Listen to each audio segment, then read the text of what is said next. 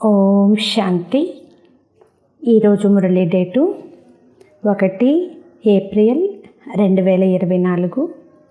బాబా చెప్తున్నారు, మధురమైన పిల్లల్లారా, మీ జీవితము దేవతల జీవితం కంటే శ్రేష్టమైనది.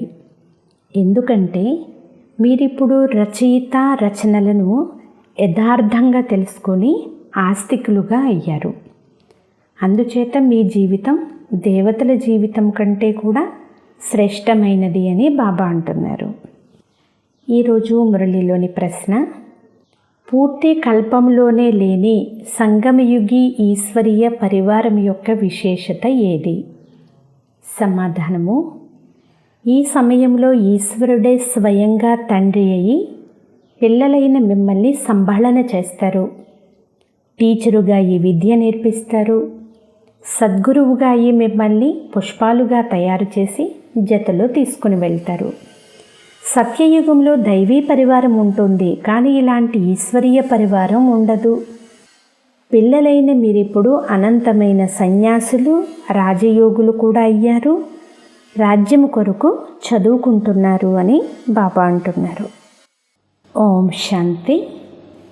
ఇది స్కూలు లేక పాఠశాల. ఎవరి పాఠశాల? ఆత్మల పాఠశాల.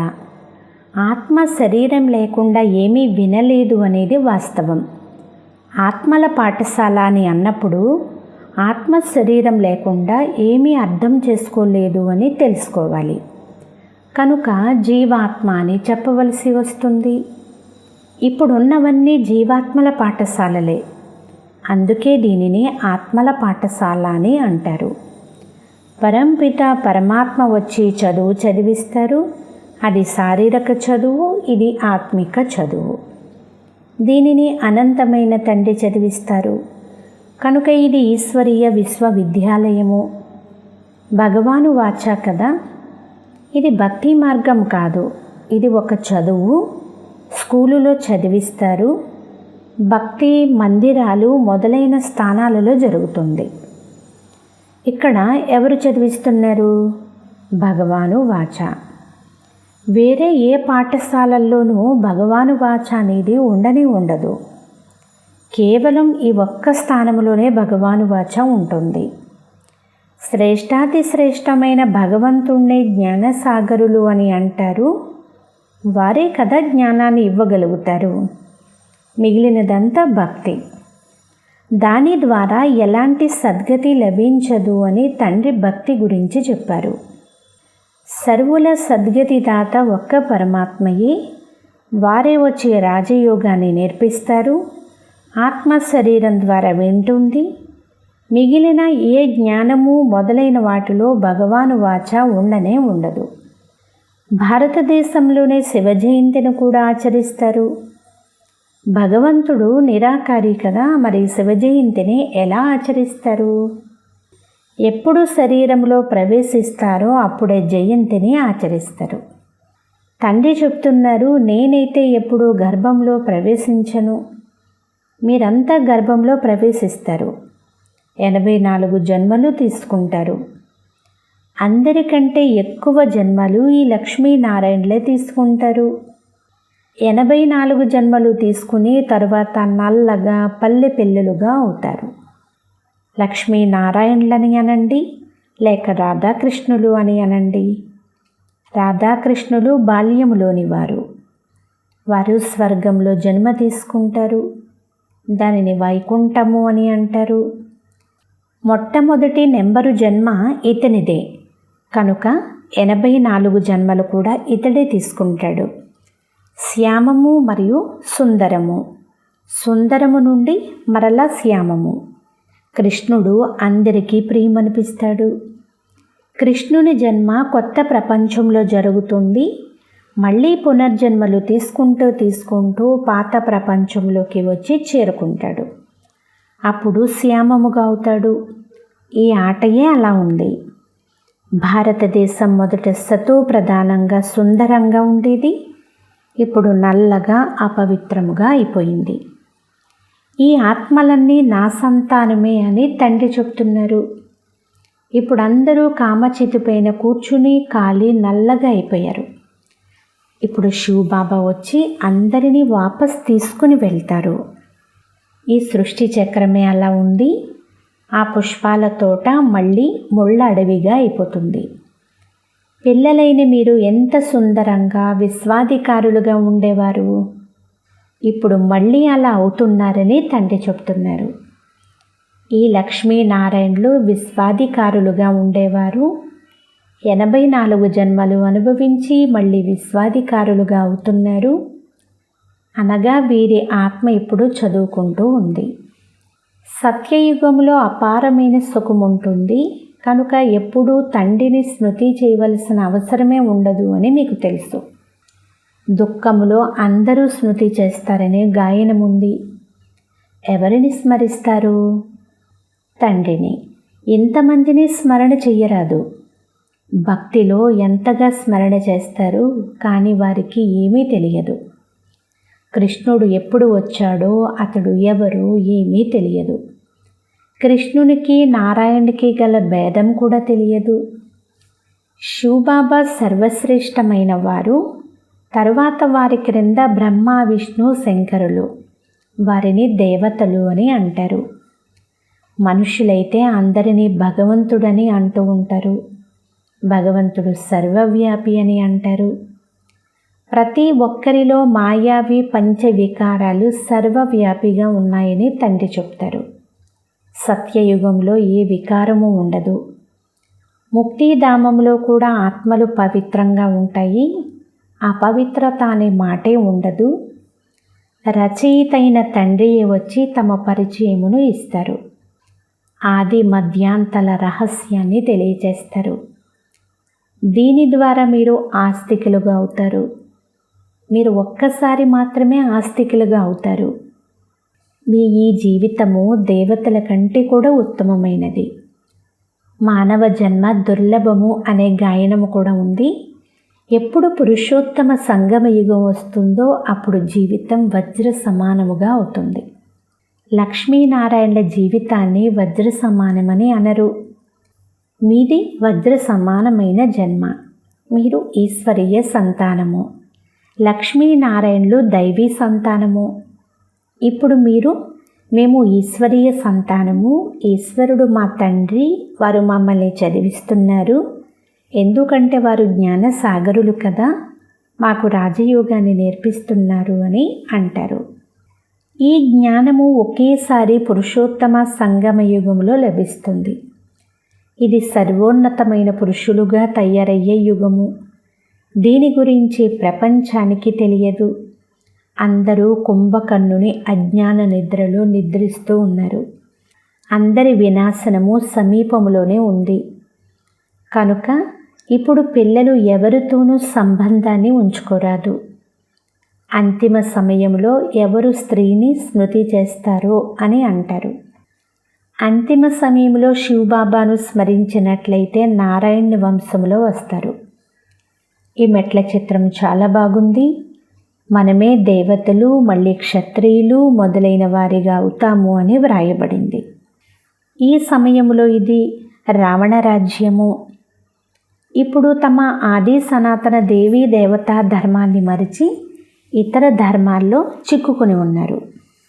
ఈ ప్రపంచమంతా లంకయే, అంతేకాని స్వర్ణిమ లంక అంటూ ఏదీ లేదు. మీరు మీకంటే ఎక్కువగా నన్ను గ్లాని చేశారు. మీ కొరకు 84 లక్షల యోనులలో జన్మిస్తారని, నేను కణకణంలో ఉంటానని అంటారు. అలాంటి అపకారులకు కూడా నేను ఉపకారమే చేస్తాను అని బాబా అంటున్నారు. అసలు మీ దోషమేమీ లేదు. ఇది డ్రామా ఆట అని తండ్రి చెప్తున్నారు. సత్యయుగం ఆది నుండి కలియుగ అంతిమం వరకు ఇది ఒక ఆట. ఇది మళ్ళీ తిరగాల్సిందే. దీనిని గురించి తండ్రి తప్ప వేరెవ్వరూ అర్థం చేయించలేరు. మీరంతా బ్రహ్మ కుమారులు. బ్రాహ్మణులైన మీరు ఈశ్వరీయ సంతానము. మీరు ఈశ్వరీయ పరివారంలో కూర్చుని ఉన్నారు. సత్యయుగంలో దైవీ పరివారం ఉంటుంది. ఈ ఈశ్వరీయ పరివారంలో తండ్రి మిమ్మల్ని సంభాళన చేస్తారు, చదివిస్తారు. అంతేకాదు పుష్పాలుగా తయారు చేసి తన జతలో కూడా తీసుకుని వెళ్తారు. మీరు మనుషుల నుండి దేవతలుగా అయ్యేందుకే కదా ఈ చదువును చదువుతున్నారు. సిక్కుల గ్రంథంలో కూడా మనుషులను దేవతలుగా చేశారు అని ఉంది. అందుకే పరమాత్మను ఇంద్రజాలికుడు అని అంటారు. నరకమును స్వర్గంగా చేయడము అంటే మరి ఇది ఇంద్రజాలమే కదా. స్వర్గము నుండి నరకముగా అయ్యేందుకు 84 జన్మలు, మళ్ళీ నరకము నుండి స్వర్గముగా అయ్యేందుకు 1 సెకండులో అవుతుంది. క్షణంలో జీవన్ముక్తి. నేను ఆత్మను అని ఆత్మను తెలుసుకున్నారు. అలాగే తండ్రిని కూడా తెలుసుకున్నారు. వేరే మనుషులకు అసలు ఆత్మ అంటే ఏమిటో తెలియదు. గురువులు అనేక మంది ఉన్నారు, కానీ సద్గురువు మాత్రం ఒక్కరే.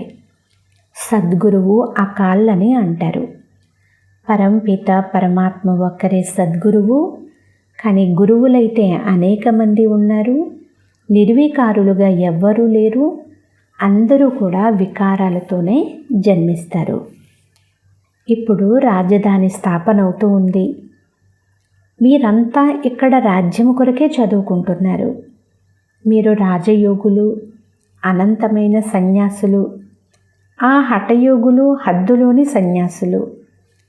తండ్రి వచ్చి అందరికీ సద్గతినిచ్చి సుఖీలుగా చేస్తారు. సద్గురువు అకాలమూర్తి అని నన్ను ఒక్కరినే అంటారు. అక్కడ మనము పదే పదే శరీరాన్ని వదులుతూ తీసుకుంటూ ఉండము. ఎందుకంటే మృత్యువు కబళించదు. మీ ఆత్మ కూడా అవినాశి, కానీ పతితముగా మరియు పావనముగా అవుతుంది, నిర్లేపి కాదు.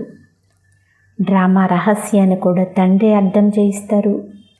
రచయితయే రచన యొక్క ఆది మధ్యాంత రహస్యాన్ని అర్థం చేయించగలరు కదా. జ్ఞానసాగరులు ఆ తండ్రి ఒక్కరు మాత్రమే. వారే మిమ్మల్ని మనుషుల నుండి దేవతలుగా, డబల్ కిరీటదారులుగా చేస్తారు. మీ జన్మ గవ్వ సమానంగా ఉండేది, కానీ ఇప్పుడు మీరు వజ్ర సమానంగా అవుతున్నారు. తండ్రి హంసో సోహం మంత్రమును గురించి కూడా అర్థం చేయించరు. ఆత్మయే పరమాత్మ, పరమాత్మయే ఆత్మ అని వారు అంటారు. ఆత్మయే పరమాత్మగా ఎలా అవ్వగలదు అని తండ్రి అంటారు. ఆత్మలైన మనము ఈ సమయంలో బ్రాహ్మణులుగా ఉన్నాము. మరలా బ్రాహ్మణుల నుండి దేవతలుగా అవుతాము. మళ్ళీ మనమే క్షత్రియులుగా, శూద్రులుగా మరియు శూద్రుల నుండి బ్రాహ్మణులుగా అవుతాము అని తండ్రి మీకు అర్థం చేయిస్తున్నారు. మీ అందరిది శ్రేష్టమైన జన్మ. ఇది ఈశ్వరీయ పరివారము. మీరు ఇప్పుడు ఎవరి వద్ద కూర్చుని ఉన్నారు? మాతాపితల వద్ద కదా. అందరూ సోదరి సోదరులే. తండ్రి ఆత్మలకు శిక్షణ ఇస్తారు. మీరంతా నా పిల్లలు, ఆస్తికి హక్కుదారులు. కనుక పరమాత్మ తండ్రి నుండి ప్రతి ఒక్కరూ వారసత్వాన్ని తీసుకోగలరు. వృద్ధులు, పిల్లలు, పెద్దలు అందరికీ తండ్రి నుండి వారసత్వాన్ని తీసుకునే హక్కు ఉంది. కనుక స్వయాన్ని ఆత్మగా భావించి తండ్రిని స్మృతి చేస్తే పాపాలు సమాప్తమైపోతాయని పిల్లలకు కూడా అర్థం చేయించండి. భక్తి మార్గంలోని వారు ఈ మాటలను ఏమాత్రం అర్థం చేసుకోలేరు అని బాబా అంటున్నారు. అచ్చా, ఇప్పుడు రాత్రి క్లాసు. పిల్లలు తండ్రిని గుర్తించారు, తండ్రి చదివిస్తున్నారు. వారి నుండి బేహద్దు వారసత్వం లభిస్తుంది అనేది కూడా పిల్లలు అర్థం చేసుకున్నారు. కానీ కష్టం ఏమిటి అంటే మాయ గడియ గడియ కూడా మరపింపచేసేస్తూ ఉంటుంది. ఏదో ఒక విఘ్నం కలగచేస్తూనే ఉంటుంది. దీని కారణంగానే పిల్లలు భయపడుతూ ఉంటారు. అందులో కూడా మొదటి నెంబరు వికారంలో పడిపోతారు. కనులు మోసం చేస్తాయి. కళ్ళు తీసేసే మాటైతే లేదు. తండ్రి జ్ఞాన నేత్రమును ఇస్తారు. జ్ఞాన అజ్ఞానాల యుద్ధం నడుస్తుంది. జ్ఞానము అంటే తండ్రి, అజ్ఞానము అంటే మాయ. వీరి యుద్ధము చాలా తీవ్రమైనది. పడిపోయినట్లయితే అర్థం కాదు. తర్వాత నేను పడిపోయాను, నేను స్వయానికి చాలా అకళ్యాణం చేసుకున్నాను అనేది అర్థం చేసుకుంటారు. మాయ ఒక్కసారి ఓడించింది అంటే మళ్ళీ ఉన్నతి అవ్వడం కష్టమవుతుంది. మేము ధ్యానంలో వెళ్తాము అని చాలామంది పిల్లలు చెప్తారు, కానీ అందులో కూడా మాయ ప్రవేశం జరుగుతుంది. అసలు తెలియను కూడా తెలియదు.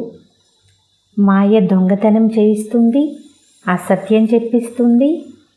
మాయ ఏమి చేయించదు చెప్పండి, చెప్పనలివి కాదు, అంత మురికిగా తయారు చేసిస్తుంది.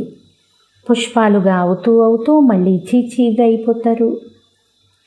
మాయ ఎంత శక్తిశాలి అంటే క్షణం కూడా క్రింద పడేస్తుంది. బాబా, మేము క్షణము కూడా మర్చిపోతాము అని పిల్లలు అంటారు. పురుషార్థం చేయించేవారైతే ఒక్క తండ్రి మాత్రమే, కానీ భాగ్యములో లేదు అనుకోండి, వారు పురుషార్థం కూడా చెయ్యలేరు. ఇందులో ఎవరి గురించి కూడా బాబా ప్రత్యేకంగా శ్రద్ధ తీసుకునేది ఉండదు. అంటే ఎవరిని కూడా ఎక్స్ట్రాగా అదనంగా అయితే చదివించరు. ఆ చదువులో అయితే అదనంగా చదువుకునేందుకు టీచర్ను పిలుస్తారు. ఇక్కడ భాగ్యమును తయారు చేసేందుకు బాబా అందరినీ ఒకే విధంగా చదివిస్తారు. ఒక్కొక్కరిని వేరువేరుగా ఎంతవరకని చదివించగలరు?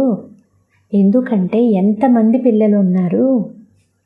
ఆ చదువులో ఎవరైనా గొప్పవారి పిల్లలు ఉన్నారు అనుకోండి, అధికంగా ఖర్చు చేయగలరు, కనుక వారిని అదనంగా చదివిస్తారు. వీరు మందబుద్ధి కలవారు అనేది టీచర్కు తెలుస్తుంది, కనుక చదివించి వారిని స్కాలర్షిప్కు యోగ్యులుగా చేస్తారు. ఈ తండ్రి అలా చెయ్యరు. వీరు అందరినీ కూడా ఒకే విధంగా చదివిస్తారు. అక్కడ టీచరు అదనపు పురుషార్థం చేయిస్తారు, అంటే ప్రత్యేక శ్రద్ధ తీసుకుంటారు. కానీ ఇక్కడ వీరు అదనపు పురుషార్థం ఎవ్వరికీ వేరుగా చేయించరు.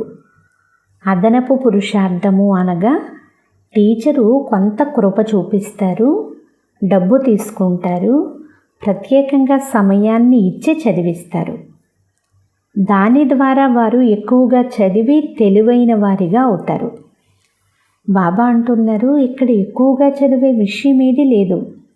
వీరి మాట ఒక్కటే, అదేమిటి అంటే మన్మనాభవ అనే మహామంత్రమును ఇస్తారు. స్మృతి ద్వారా ఏమి జరుగుతుందో పిల్లలైన మీరు అర్థం చేసుకున్నారు. తండ్రియే పతిత పావనులు, వారిని స్మృతి చేయడం ద్వారానే మనం పావనంగా అవుతాము అనేది మీకు తెలుసు. అచ్చా, శుభరాత్రి అంటే గుడ్ నైట్. అచ్చా, మధురాతి మధురమైన అపరూపమైన పిల్లలకు మాతాపిత బాప్దాదాల ప్రియ స్మృతులు మరియు గుడ్ మార్నింగ్. ఆత్మిక పిల్లలకు ఆత్మిక తండ్రి నమస్తే. ఆత్మీయ తండ్రికి ఆత్మీయ పిల్లల యొక్క ప్రియ స్మృతులు గుడ్ మార్నింగ్. నమస్తే నమస్తే నమస్తే. ధారణ కొరకు ముఖ్య సారము. ఫస్ట్ పాయింట్, ఇప్పుడు ఈ పూర్తి ప్రపంచమంతా శ్మశానముగా అవ్వనున్నది. వినాశనము సమీపంలో ఉంది, కనుక ఎవ్వరితోనూ సంబంధం ఉంచుకోకూడదు. అంతిమ సమయంలో ఒక్క తండ్రి మాత్రమే గుర్తుండాలి. సెకండ్ పాయింట్, ఇది శ్యామము నుండి సుందరముగా అంటే నలుపు నుండి తెలుపుగా, పతితము నుండి పావనముగా అయ్యే పురుషోత్తమ సంగమయుగము. అంటే ఉత్తమ పురుషులుగా అయ్యే సమయము ఇదే. సదా ఈ స్మృతిలో ఉంటూ స్వయాన్ని గవ్వ నుండి వజ్ర సమానంగా తయారు చేసుకోవాలి. ఈరోజు వరదానము, జ్ఞానధనము ద్వారా ప్రకృతిలోని అన్ని సాధనాలను ప్రాప్తి చేసుకునే పదమా పదం పతి భవ. సారాంశము, జ్ఞానధనము స్థూల ధనాన్ని స్వతహాగానే ప్రాప్తి చేయిస్తుంది. ఎక్కడైతే జ్ఞానధనం ఉంటుందో అక్కడ ప్రకృతి స్వతహాగా దాసి అయిపోతుంది. జ్ఞానధనము ద్వారా ప్రకృతి యొక్క అన్ని సాధనాలు కూడా స్వతహాగానే ప్రాప్తిస్తాయి. అందువలన జ్ఞానధనము అంటే అన్ని ధనాలకు కూడా రాజు వంటిది. ఎక్కడైతే రాజు ఉంటాడో అక్కడ అన్ని పదార్థాలు స్వతహాగానే ప్రాప్తి అవుతాయి. ఈ జ్ఞానధనమే కదా పదమాపతులుగా తయారు చేస్తుంది. పరమార్థము మరియు వ్యవహారాన్ని స్వతహాగానే నెరవేరుస్తుంది. జ్ఞానధనములో అనేక జన్మలకు రాజాదిరాజులుగా చేసేటంత శక్తి ఉంది. కావున ఈ పురుషోత్తమ సంగమ యుగంలో మనందరము అధికంగా జ్ఞానధనాన్ని ప్రాప్తి చేసుకోవాలి. ఎంతెంత జ్ఞానధనం మనలో ఉంటుందో అంతగా ప్రకృతిలోని అన్ని సాధనాలను కూడా ప్రాప్తి చేసుకొని మనం పదం పతులుగా అవుతాము. స్లోగన్: నేను కల్పకల్పము విజయీ ఆత్మను. ఈ ఆత్మిక నశ ఎమర్జీగా ఉంటే మాయాజీతులుగా అయిపోతారు. అచ్చ. ఓం శాంతి.